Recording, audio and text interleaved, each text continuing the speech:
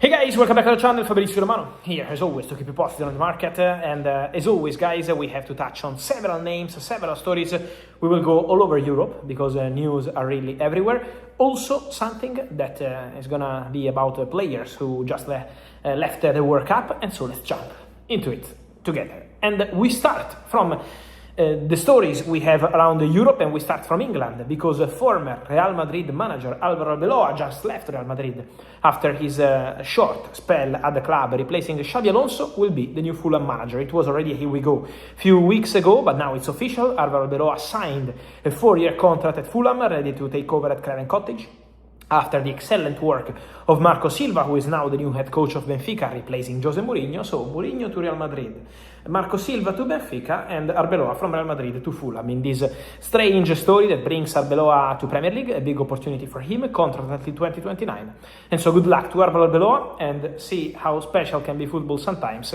The first game in Premier League is going to be Fulham against Chelsea, Arbeloa against Xabi Alonso. So one of the stories of these 24 hours. Just to stay quickly in Spain, to touch on something also regarding João Cancelo. Many questions after some stories, some rumors coming out of Spain. It's done, João Cancelo staying at Barcelona, it's done, agreement with Al Hilal. Let me clarify something, guys. Two important stuff on João Cancelo. The first side, the first 50% of the story. João Cancelo, 99.9% would be a Barcelona player. I never had any doubts. I told you in March, in April, in May, while the season was already ongoing, that João Cancelo wanted to stay and Barcelona wanted to keep Cancelo. So when this is the intention, in some way it's going to happen. And I keep telling you now that Cancelo is going to stay at Barcelona, is going to continue at Barcelona. The other 50% is the reality. What's happening today? At the moment, there is still no agreement in place. So Cancelo is not traveling tomorrow for medical test and contract signing, and the deal is not signed or completed yet between Barcelona and Al Hilal. Barcelona and Al Hilal are negotiating. The agent of the player, Jorge Mendes, is in charge of the negotiation. Is it taking place on daily basis? Now, it's going to take some time before the deal can be agreed because it's about the transfer fee. João Cancelo has 1 year left on his contract at Al Hilal, and João Cancelo doesn't want to play for Al Hilal anymore. He's been very clear. He only wants to go to Barcelona. So now it's just about reaching an agreement. According to my information, the agreement is not done yet. Then if you ask me, is going to get done? Yes, Cancelo will be a Barcelona player by the end of the summer, unless something crazy happens, but this is the direction of the deal. Then guys, we have to talk also about Argentina, because from the World Cup we have few stories that reflect into the transfer market, and so let's touch on that. The first one is regarding Julián Álvarez. Julián Álvarez after Argentina game, crazy game against Egypt. Imagine being on 78, they were losing 2-0, then winning 3-2. We Leo Messi show again, but Julián Álvarez after the game, when asked by Ser about Atletico Madrid, Barcelona, okay, what's going to happen with your future now? Julián this time, after last time he did an interview, he said, I want to leave, I want to go, I want to fulfill my dream. Julián this time decides to go slow, to go cold, and to say, now my focus is on Argentina, we have important games up front, and then we will see my future after. So Julián Álvarez didn't want to put fire on fire. And so at the moment the situation remains this, that Julián Álvarez still hopes to go to Barcelona. This is not changing. Julián's dream is to go to Barcelona, and this is not changing. Then on the other side, Barcelona, Atletico Madrid, the relationship remains very cold. And so at the moment, club to club remains the issue of this deal. Julián still has an agreement with Barcelona, but again, club to club, this is still not developing. So we have to be patient and see what's going to happen next.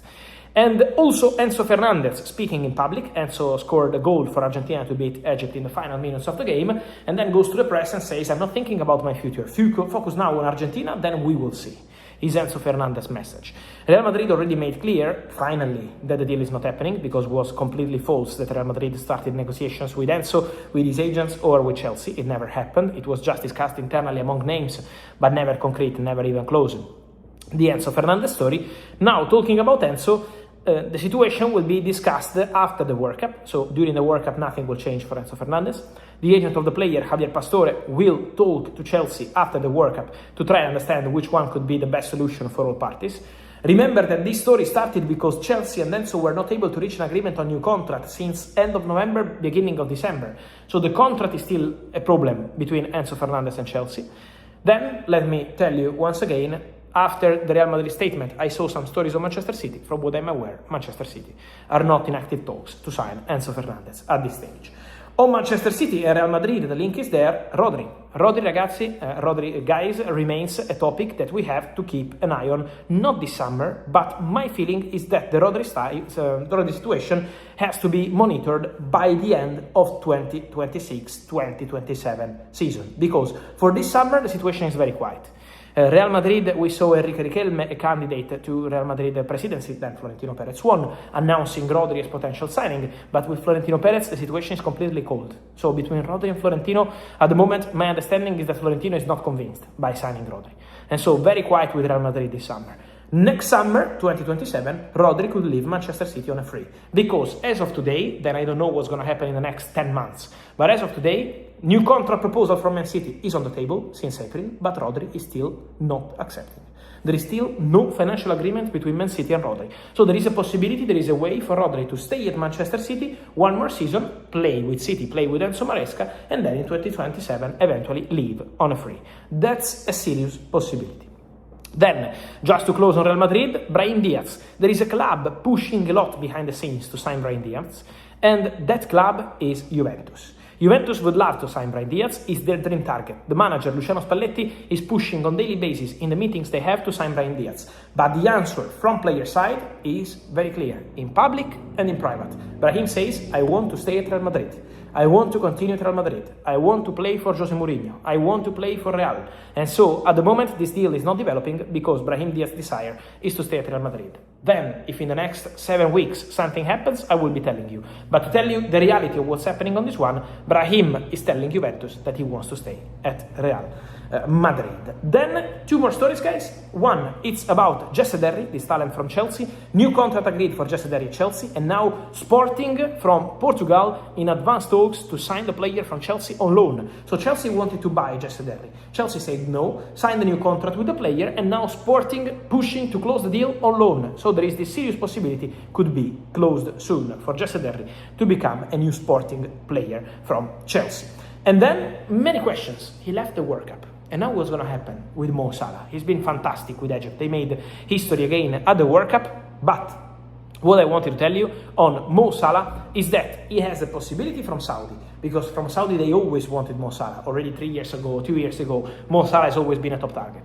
But my understanding is that also from the MLS, some call took place to understand the situation of Mo Salah. And so MLS could be a possibility as well. So MLS, Saudi, let's see what Salah decides. But now, after the World Cup, it's going to be time for him and for his agent, Rami Abbas, to decide the future.